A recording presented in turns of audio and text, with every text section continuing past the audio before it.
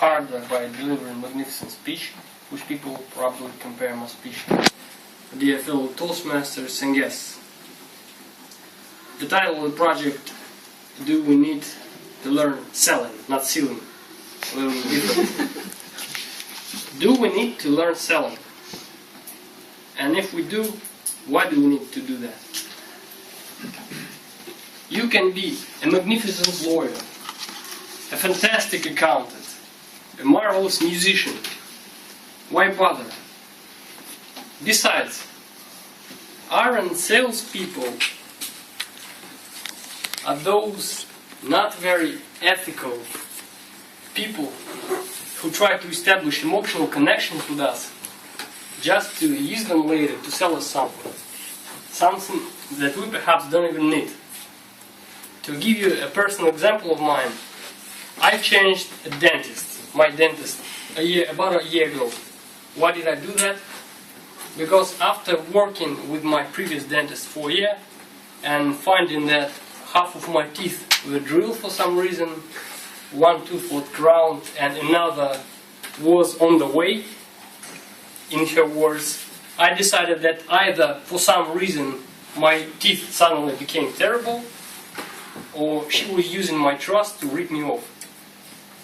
I changed the dentist, have worked with him for about a year. He found only 2 minor troubles, made 2 minor operations, drilling, didn't tell me anything about additional crowns I needed, and his services cost me about 10 times less than the services of the previous dentist. So do we need to learn selling? Do we need to learn how to trick people, how to cheat people, to sell them something, wasting their money and sometimes even hurting their health? My answer is yes, we do. What do we do? Why do we need to learn selling? The first thing is, you may indeed meet not very ethical, not magnificent salespeople on your way. And if you know how to sell, you probably know some of their tricks. And when they try to use those tricks on you, you can find them and oppose them, not be as influenced as you would have been if you didn't know them.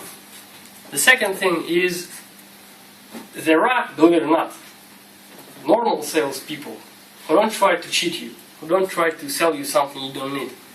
As for example, a woman who sells me meat and sometimes tell me don't buy that meat because it's not very fresh. Or the second dentist I went to. The third reason why you may need to learn selling is that salespeople are practical psychologists. They know people better than regular people do. If you learn how to sell, you learn how people react to your words. You learn how people react to your actions. You learn how people react when you try to persuade them. And talking about persuasion, if we consider selling in a broader context, we may say that every time you try to persuade your sibling, your spouse, your friend to do something, you try to make a sale. And in this situation, learning how to sell can help you not only in your professional area, if you're a salesperson, but in your day-to-day life. Another reason is that even though you may be a magnificently magnificent someone, another salesperson, you may find yourself making sales, however indirectly. As for example, talking about the dentist who sold me that I need to crown tooth or 2 or 3, make some drills, some fillers in my teeth. And the final reason is that I believe being a successful salesman, as I believe some of you who are active salesmen or were salesmen, can be very profitable. So if you choose to be a salesman, learning how to sell is a no-brainer. It's very good for you. And in my opinion, everyone, or probably almost everyone, should at some point of his or her life try to sell. Try to be a professional salesperson. especially if you're young, a student, say, learning in university, have free time on your hands. I know I did. Back in 2008, I worked as a salesman for about a year. And I want to share my experience with you today. First of all, I have to say that when I was involved in sales, I learned, and at least in my perception, that the sales was a rather complex activity, and it wasn't very worth learning specific activities, so much learning specific activities, as probably finding some guiding principles, using which you could develop your own techniques if you're a very bright and magnificent person, or at the very least adapt some existing techniques to you, because everyone is different and have different features, different ways of dealing with people. Well, my approach was slow. Let's write down the blackboard.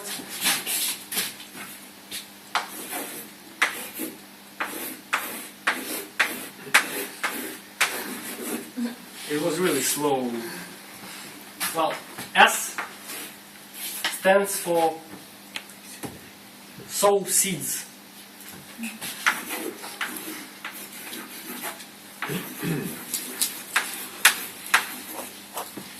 What do I mean by that?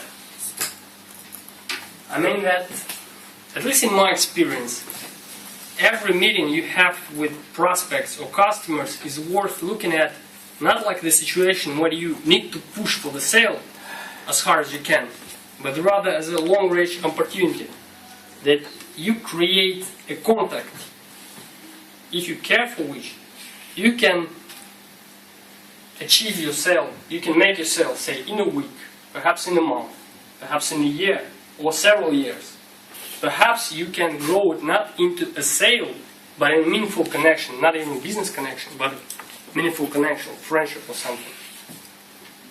In my personal example, when I entered the sales force and I worked in ground company, those of you who work as accountants, lawyers, or HR specialists know about systems like Garant, Consultant Plus, or Logbook.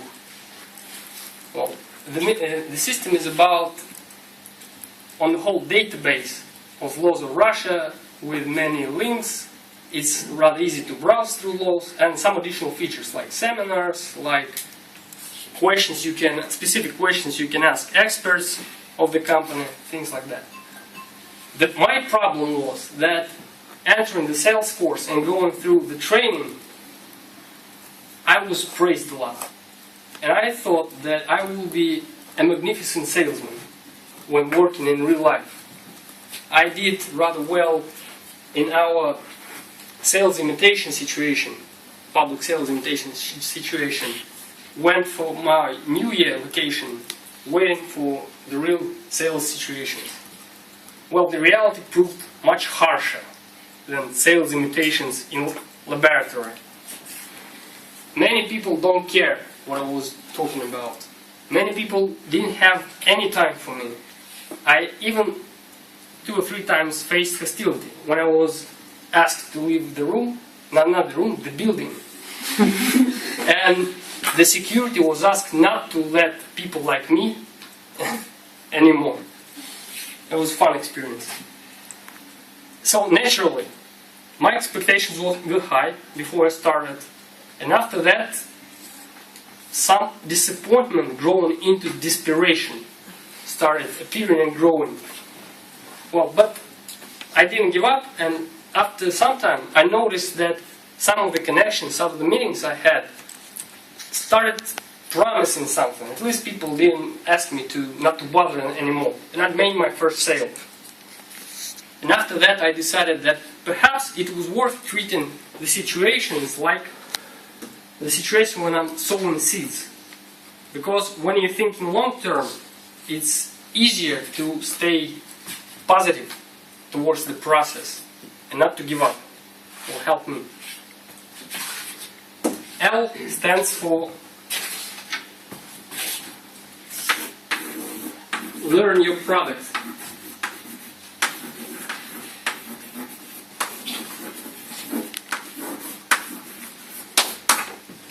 learn your product and think about benefits, specific benefits the product can provide to your customers and prospects. The reason why I had problems selling, not even selling, but even talking to people at my first meetings was that even though I know some theory after completing the training, for some reason customers and prospects tended to ask very tricky questions, and with the direct questions, why should I change my current system for yours? Why should I even listen to you? I like people from the company, the systems are the same, things like that. Salespeople can understand me, I believe. Well, and there were many times when I found myself not being able to answer the questions. Well, to be honest with you, I didn't feel magnificent at the time. I felt stupid. And I felt like I was wasting their time. Spending some time learning the product more thoroughly, talking to experienced people, reading about it, thinking what concrete benefits features of the product can provide for the clients. I raised my confidence, and there were less and less times when I felt stupid, which was pleasant in itself.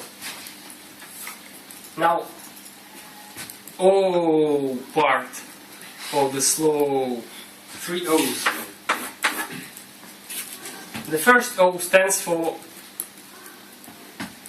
wait a second. The first, observe. The second stands for organize.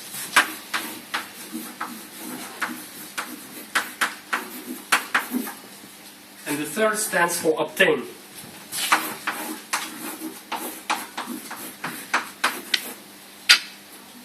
What do I mean by that? It's good to come to a meeting and deliver a very well prepared speech. But usually people not very interested, they don't have enough time, and it's more effective to listen to them. Well, it's ABC of sales, but stay with me. So you have to both ask probing questions and listen to them, and at the same time watching their body language closely. Because sometimes you ask the same question you asked at the last meeting, and the person starts closing up and frowning, and even worse things happen. After you observed, observe means listen to what people have to tell you, what they want from the product, what they expect from the product. They can even give you direct ideas to use at your next meetings. You naturally have some data to work with. And I think it's better not to keep it in your head, but rather organize it. How did I do that? I had a table, an Excel table, with the meetings I had, what I talked to people, what worked, what didn't work, and what I thought about people who insulted me during the meetings. And the last thing is obtain, which generally means that after you have collected data and saved it in an organized manner, you have to analyze it, meaning what you can extract from it to use at your next meetings. For example, if you for some reason have stumbled upon or found a good benefit for a client, let's say a client was ecstatic about his or her ability to visit seminars provided by the company, and you can say at the next meeting that, well, yeah, I know you want to learn, and my previous client found that our seminars were magnificent, so you can use them too. Things like that. The last W of the slow is win the customers with your enthusiasm and confidence.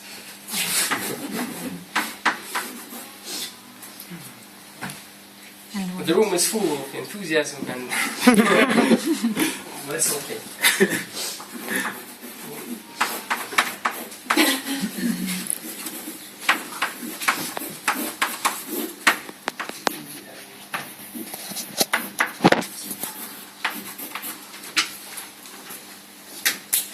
see it, you can grow your confidence by two ways, technical way and emotional way. Technically, you grow your confidence when you learn your product, when you collect and process data. But nevertheless, it is very probable, and I think even likely, that for the first several months you won't have many successes. So you have a history of failures. So somehow, even if you know the material, you know that, well, I know the material, I presented the material, people seem to agree with me, but nevertheless, no one bought anything.